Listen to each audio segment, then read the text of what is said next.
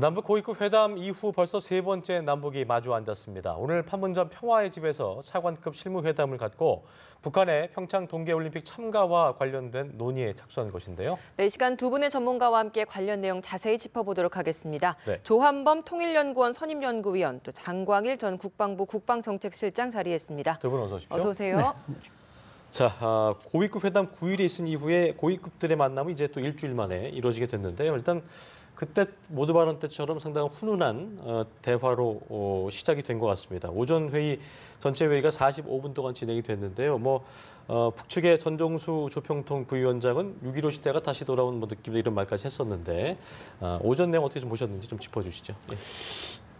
정확히 지금 회담 진행되는 상황은 아직은 조금은 더 지켜봐야 알겠습니다만 네. 전반적으로 하여간 지난 9일 이후 세 번째 만남이고 또 조금 난제라고 했던 예술단 문제도 비교적 무리 없이 잘 순조롭게 해결이 되었기 때문에 네네. 오늘은 아마 오전 회담과 오후 회담에도 일단은 올림픽과 관련된 평창 문제의 의제로 집중을 하고 그다음에 그것이 해결된 다음에는 기타 남북 관계 문제로 조금 더 이제 범위를 넓혀서 네. 대화가 진행되지 않겠나 이렇게 생각이 되는데 예. 일단은 아마 내일 당장 지금 우리 대표단도 그렇고 북측에서도 그러고 로잔에 가서 IOC와 함께 협의를 해야 될 문제가 있기 때문에 예. 남북이 단일팀을 포함한 입장 문제, 이런 선수단 구성 문제 이런 문제에 대해서 우선 합의하는 것이 중요하기 때문에 예. 그 문제에 집중을 두고 회의가 진행된 것으로 생각이 되고요. 예. 오전 회의가 한 45분 정도 진행됐다라고 하는 것은 아마 모두 발언과 기조 발언 정도 하면서 예의를 하고 중요한 것은 조금 더 이제 이렇게 비공개로 하면서 자연스럽게 대화를 갖다가 하지 않겠나 이런 생각입니다. 네. 네, 일단 오늘 회담에 임하는 인물들을 좀 짚어보고 싶습니다. 먼저 예. 수석 대표, 우리 측에서는 천혜성 통일부 차관, 북측은 전종수 조평통 부위원장이 참석을 했습니다. 지난번에 있었던 고위급 회담에서 수석 대표들을 보좌했던 인물들이 오늘은 수석 대표로 자리를 했는데 이분들의 면모는 어떤지 좀 짚어주시죠. 예, 그러니까 이제 수석 대표 이제 천혜성 통일부 차관이죠. 네. 그다음에 저쪽은 이제 전종수 조평통 부위원장. 예. 그러니까 이렇게 본다 그러면 여기는 딱 그 격이 맞는 거죠, 급이. 그리고 올림픽 관련해서는 이제 우리 쪽에서는 김기용이라고 하는 분이 올림픽 그 조직위 쪽에서 나갔고 저쪽에서는 이제 원기루라고 하는 사람이 나온 거죠. 예. 그러니까 이렇게 아마 회담이 더 진행이 되고 재밌는 게 지금 이제 김광국이라고 하는 예. 인물이죠. 그래서 기자분이더라고요. 예, 기자분. 방송에. 그런데 이제 중앙통신에. 예. 그러면 이제 우리 쪽 파트너는 이제 총리실 안문현이라고 하는 분이 이제 네. 파트너가 되는 거거든요. 그렇게 본다 그러면 기자가 사실 여기에 안 맞죠. 그렇게 본다 그러면 이 김광국이라고 하는 사람은 사실은 북쪽의 정부 사이드에 있는 사람이라고 볼 수 있죠. 그러니까 그동안 기자 타이틀을 달고 여러 차례 이제 우리 언론이나 눈에 노출이 됐지만 예. 그러나 이제 모종의 임무를 가지고 이 현장에 나왔다고 봐야겠죠. 그러니까 오늘 보니까 그 회담장에서 소속이 알려지지 않고 있다가 오늘 회담장에서 확인됐다고 하는데요.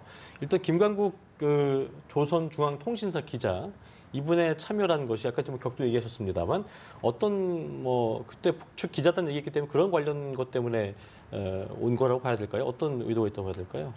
글쎄요, 이제 신분을 정확히 밝히지 않았기 때문에 네. 기자인지 뭔지는 우리가 조금 더 확인을 해보고 네. 그다음에 조금 지나면 이제 밝혀질 수도 있겠지만은 일단은 제가 볼 때는 기자라기보다는 예. 북한에서 얘기하는 소위 기관원 내지는 국가안전보위부라든지 이런 데서 파견 나와서 회담을 나름대로 도와주려는 그런 차원에서 온 것이 아닌가 이렇게 생각이 되고 아마 통상적으로 이제 남북 회담을 하거나 또는 이제 이렇게 남쪽으로 오거나 북쪽으로 가거나 할 때 그와 같이 이 기관에서 나름대로 자기들 보호 또 이런 차원에서 그런 것을 했기 때문에 회담을 참여하면서도 자연스럽게 얼굴을 익혀가면서 예. 그런 목적으로 나온 것이 아닌가 우선 그렇게 이분이 생각이 보니까 됩니다. 9일 때는 조선통일 그 회담에 기자로 참여를 했기 때문에 이번엔 또 회담의 어떤 그 대표단 라인업으로 구성된 것 자체에 좀 그 궁금증이 자지는 부분인데요. 예, 물론 지금 우리가 확인할 수는 없죠. 그러나 지금 우리 장 선생님 말씀하신 것처럼 정보기관원일 가능성이 매우 높습니다. 왜냐하면 그동안 뭐 우리 쪽에도 많이 왔었죠. 노출도 되고 뭐 심지어 예. 뭐 그 남한 보수 단체하고 충돌한 적도 예. 있는데, 그러니까 물론 이제 이럴 가능성은 있죠. 북쪽에서 기자단이 오기 때문에 그 기자단과 관련된 실무적인 문제들을 협의할 가능성도 있죠. 그러나 그렇게 본다 그러면 사실 그럼 우리 쪽에 그렇게 요구를 해야 되거든요. 언론계라든지 그 파트너로. 근데 그런 얘기가 없었거든요. 네. 그리고 지난번에도 기자로 와 있던 편 기자가 사실 이 차관급 이 수석 대표라고 그러면은 지금 적어도 나머지는 지금 국장이나 실국장 정도 그분 돼야 되거든요. 예. 근데 지금 이 기자가 일개 기자가 그 테이블에 앉았다라고 하는 것은 납득하기 좀 어렵죠. 그렇기 때문에 뭐 조심스럽게 추측해 보지만 북한의 지금 말씀하신 국가 보위성 그냥 편기자로 보기에는 좀 무리가 그럼요. 있고. 무리가 있죠. 국가 보위성 관련 인물일 가능성이 좀 있죠. 예, 알겠습니다. 네, 오늘 이제 올림픽 참가와 관련해서 전반적인 문제가 많이 논의될 것으로 보이는데 일단 네. 공동 입장 그리고 단일팀 구성 문제는 합의가 될 것이다라는 문제가 좀 가능성이 좀 조심스럽게 제기되고 있는 것 같습니다. 근데 이 단일팀 구성 문제는 국내에서도 현재 비판 여론이 좀 많이 있기 때문에 그렇습니다. 어떤 방향으로 좀 합의가 될지 궁금합니다. 어떻게 예상하십니까?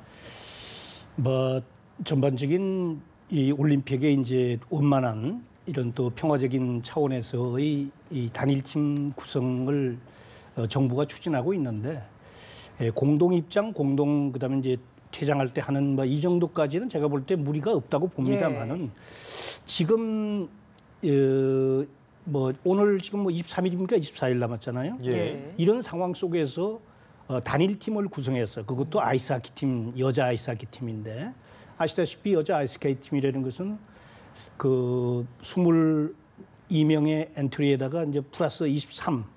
거기다가 이제 우리 선수들한테 피해를 안 준다고는 말씀은 하는데 제가 볼 때 예. 이해가 안 가는 것이 어차피 북한 선수가 들어오면은 누군가는 빠지고 합류를 경기장에 해야겠죠. 나가야 되는데 예.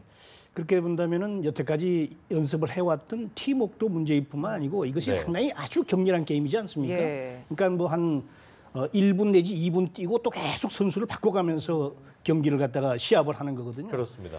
그래서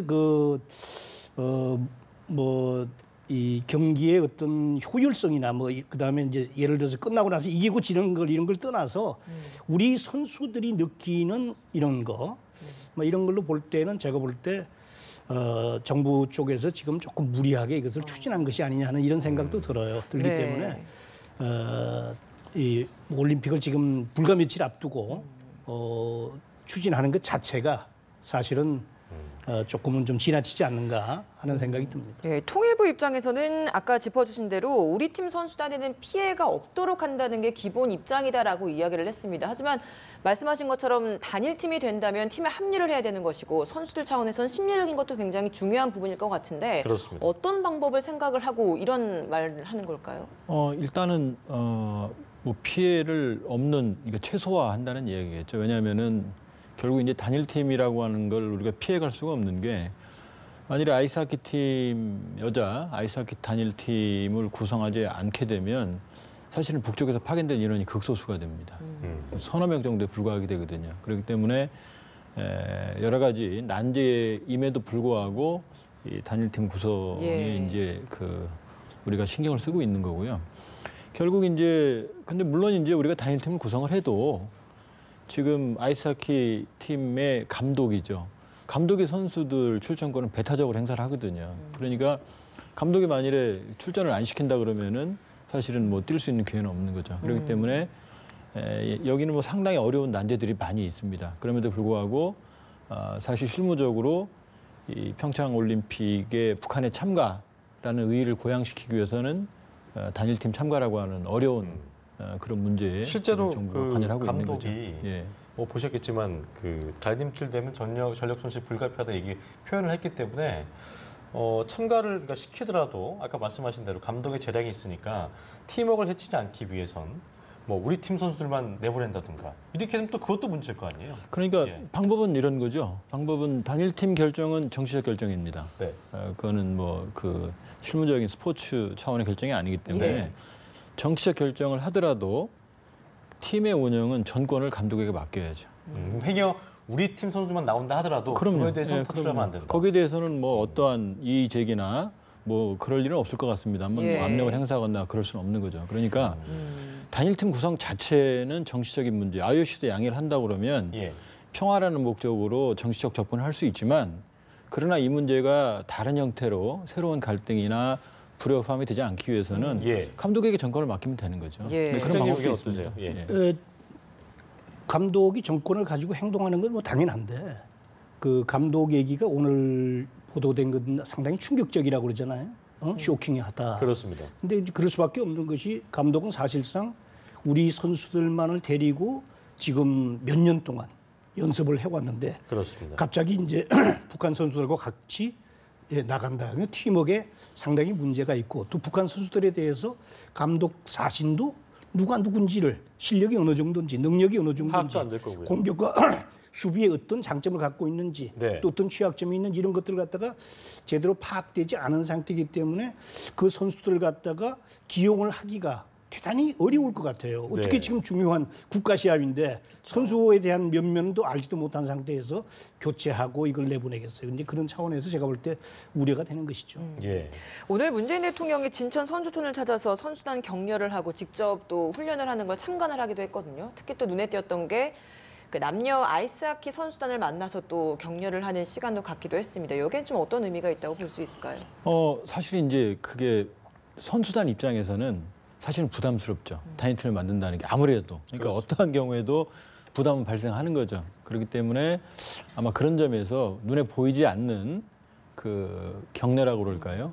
그런 그 행보로 보여지고요. 예. 그리고 뭐 아이스하키 경기의 특성상 체력 소모가 아주 많습니다. 그렇기 때문에 2, 3분 단위, 1, 2분 단위로 뭐 선수가 교체되는 경우도 예. 많거든요. 그렇기 때문에 뭐 제가 뭐 아이스하키 문외한이지만 그래도 뭐 저는 겨울 스포츠가 많은 그래서 제가 유학 생활을 했는데요. 네네. 보면은 감독 입장에서도 북한의 눈에 띄는 타고난 선수들 한두 명 정도는 전력 손실에 큰 문제 없이 오히려 뭐 배가 되는 형태로 와일드카드 형태일 수도 있는 거거든요. 그렇기 예. 때문에 다시 말씀드리지만 정치적 결정과 실제 스포츠 운영과를 별개로 만일 운영을 한다고 그러면 지금 논의되고 있는 여러 가지 그런 논란들은 뭐 비교적 잠재울 수 있을 거다 저는 그렇게 보고 있습니다. 네. 예. 좋은 묘안이 좀 나오길 기대해 보겠고요.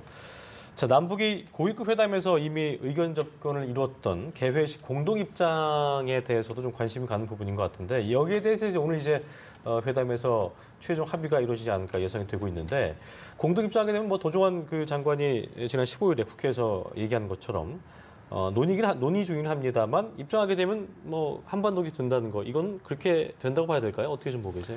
뭐 그렇게 봐야 되겠죠. 뭐 저는 개인적으로 사실은 조금 유감스럽고 아쉽다고 네, 생각이 어떤 면이 됩니다. 그러시죠? 왜냐하면 예.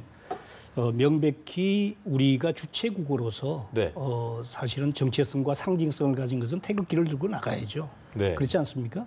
예, 대한민국이 주체하는 이런 것이고 사실은 두 번, 세 번 떨어진 상태에서 평창을 어렵게 얻었는데 그게 이제 대한민국기조차도 제대로 가지고 나가지 못하고 이 한반도기를 들고 남북이 나간다라는 것에 대해서 불가피한 측면이 없다라는 것은 이해는 가지만서도 그래도 좀 아쉽다는 것 첫 번째 한 말씀드리고 두 번째는 제가 볼 때 그 도종환 장관이 국회에서 이제 그런 얘기를 했습니다만은 네.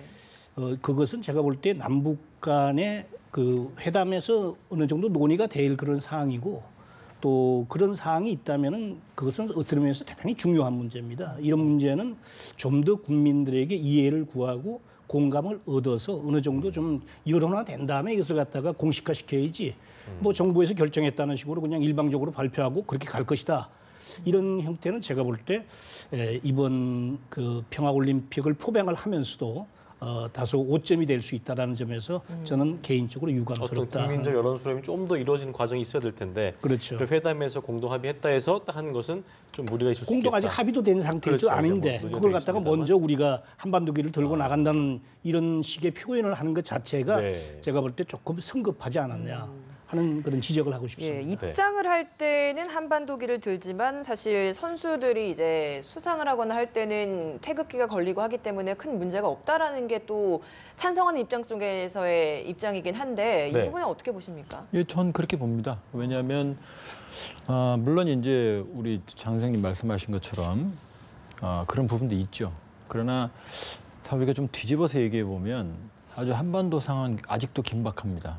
여러 가지 주변 정세를 보면 뭐 미국 언론에서 얘기가 나오고 있지만 사실 미국은 대북 군사적인 공격 준비를 착실히 그러니까 차근차근 준비해 가고 있어요. 예. 한편에서는. 그리고 전략 무기들도 지금 한반도나 괌에 전진 배치되고 있고 예. 그리고 지난해 있었던 그 훈련이죠. 군사훈련, 대규모 공군 훈련이라든지 아니면 항모 세 척이 동시에 동해에 전개하는 그런 것들은 사실은 그 트럼프 대통령은 한 손에는 군사적인 압박 카드, 제재와 한 손에는 대화라는 카드를 들고 있거든요. 그렇기 때문에 이 국면을 어떻게든 전환시키려는 노력이 있는 거고. 그러니까 순수하게 그런 어떤 그 스포츠의 관점이나 아니면 여러 가지 어떤 그 일반적인 어떤 상식적인 수준에서 논리를 적용을 하면 무리한 점이 많죠. 그러나 지금 우리로서는 어떻게 하든 이 평창 올림픽을 이 북핵 문제, 한반도 위기의 국면을 전환시키는 어떤 계기로 만들어야 되는 압박이 있거든요. 예. 그렇기 때문에 다소 아쉬운 점이 있더라도 이런 선택들을 하는 게 아닌가 그렇게 해석이 가능합니다. 네. 고위급 대표단 구성 문제도 좀 짚어봐야 될 부분인 것 같습니다. 먼저 그렇습니다. 이제 지금 주변국들은 올림픽에 파견할 고위급 대표단 명단이 어느 정도는 좀 윤곽이 드러난 것 같습니다. 하지만 네. 좀 아쉬운 부분이 중국 측에서도 지금 서열 7위가 대표단장으로 오기도 하고 미국에서도 트럼프 대통령이 올지도 아직 뭐 불확실한 상황이다 보니까 뭐 이런 부분이 조금은 북한 측에서도 고위급 파견에 영향이 되지 않을까라는 생각이 들거든요. 어떻게 보십니까? 우선 뭐 미국은 그 펜스 부통령께서 참석하시는 걸로 결정이 되었고, 그다음에 이제 조금 아쉬운 것은 아직은 뭐 얘기가 조금 일른데 중국과 일본의 이제 시진핑 주석과 아베 수상이 참가를 했으면 좋겠는데, 왜냐하면 이제 사실은 우리 뭐 주변국이기도 하지만은 예. 올림픽의 입장에서 보면은 자기 올림픽 주최국이거든요. 예. 일본의 경우는 2020년 하계 올림픽이고, 그다음에 중국의 입장에서는 2022년 또 동계 올림픽을 사실은 개최하는 그런 입장이기 때문에 어떤 의미에서 올림픽의 연속성이라든지 올림픽의 어떤 상징성을 감안한다면은 국가 수반들이 참석을 하는 것이 모양도 좋고 또 그 나라의 어떤 올림픽 그걸 위해서도 그 모멘텀을 이어간다는 차원에서도 사실은 바람직스럽죠. 뭐 그런 차원에서 아직은 조금 더 시간이 있기 때문에 우리가 조금 더 외교적인 노력을 하고 IOC라든지 또는 스포츠계에서도 노력을 해서 가급적 시진핑 주석이나 아베 수상도 참가할 수 있게끔 뭐 개회식이나 또는 폐회식 때 할 수 있게끔 하는 그런 노력을 끝까지 좀 기울일 필요가 있다라는 말씀을 드리고, 북한은 제가 볼 때 이제 그 고위급 대표단을 파견한다고 했는데 역시 지난번에 토의를 했습니다마는 제가 볼 때는 뭐 여러 가지 상징성으로 볼 때 김영남, 최용해 뭐 이런 정도가 참여 고위급 대표로 오지 않겠는가. 지난 이제 2014년 인천 아시안 게임 때는 이제 그 황병서를 위시해서 최용해 그다음에 김양건 그 통전부장이 오지 않았습니까? 이번에도 아마 제가 볼 때 최용해나 그다음에 이제 그 이 김영남 이 수반을 둘 중에 한 사람 정도가 대표가 되고 그다음에 이제 그에 걸맞는 고위급 대표단을 구성을 해서 오므로 해서 남북 간의 어떤 전반적인 문제 혹시 또 미국이라든지 이런 그 대표단과의 조우시의 이런 그 어떤 의견의 교감이라든지 북핵 문제에 대한 어떤 그 돌파구 문제 이런 것들을 상의할 수 있는 정도의 수준이라면은 그 정도가 와야 되지 않겠는가 생각이 되는데 단지 그렇게 오면 또 이제 대북 제재가 또 문제가 되거든요. 그렇죠. 이제 최용해 같은 경우는 명단에 사실 올라 있기 때문에 우리 정부가 스스로 이 대북 제재, 대북 제재는 것은 한마디로 북핵의 또는 미사일에 직접적으로 관여 또는 뭐 영향을 주었던 그런 인사를 갖다가 우리 스스로가 이 제재 명단에 올리지 않았습니까?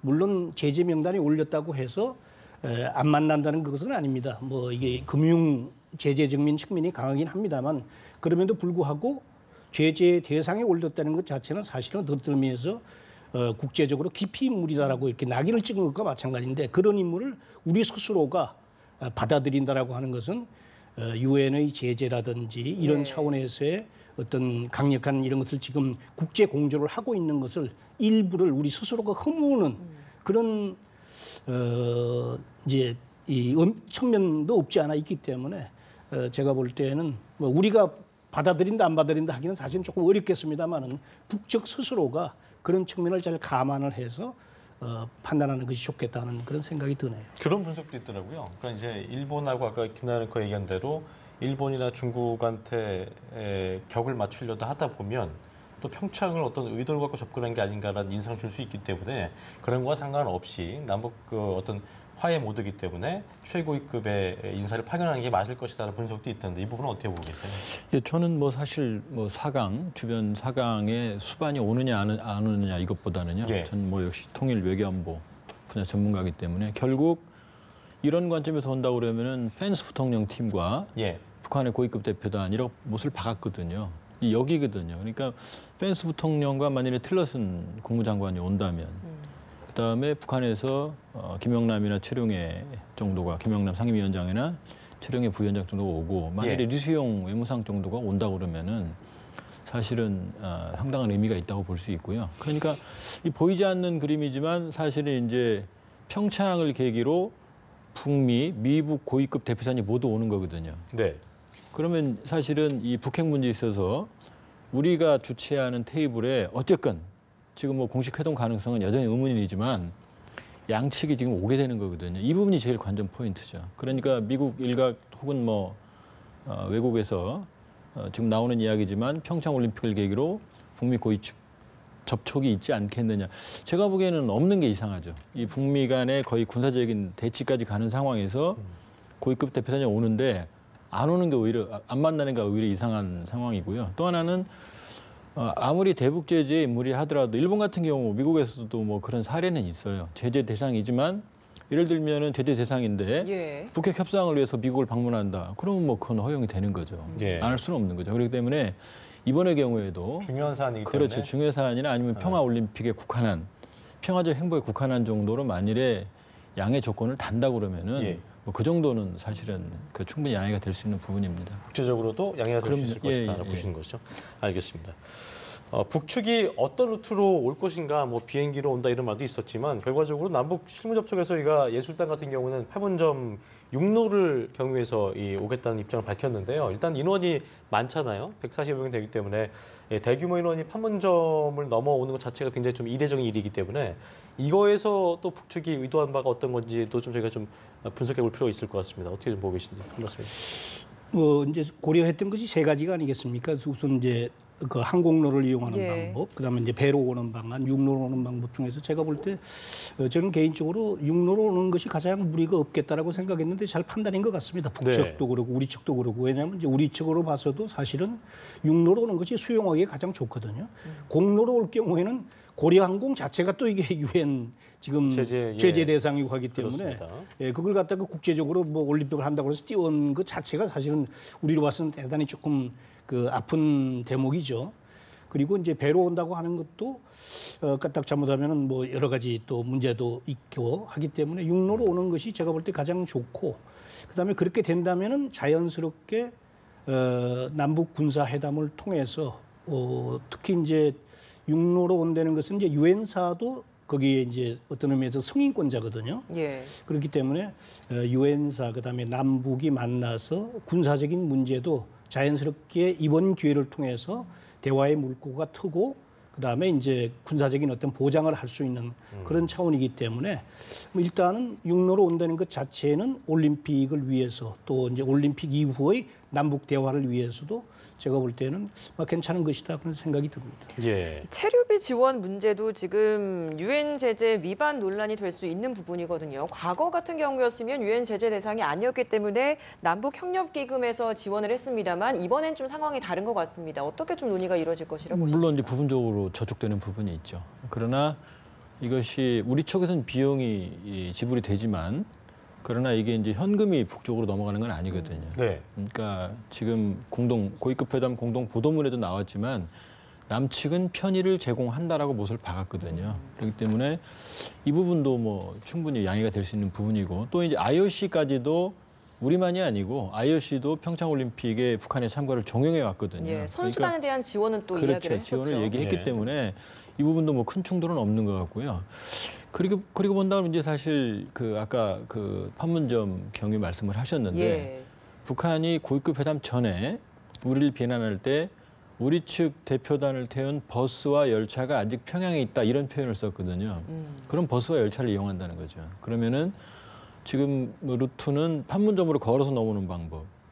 근데 북한 측으로는 제가 보기엔 제일 물론 이제 평창올림픽에서 시선 잡기 평화공세가 목표라고 본다 그러면 아마 경의선 철도를 이용하는 방법, 그 다음에 이 판문점으로 걸어오는 방법, 또 예. 동해선으로 버스로 오는 방법 세 가지를 모두 이용할 가능성도 있죠. 그래서 판문점으로 걸어오는 것은 역시 그 시선 잡기 내지는 여론에 관심을 집중시키려는 어떤 그런 의도가 내포된 거로 봐야겠죠.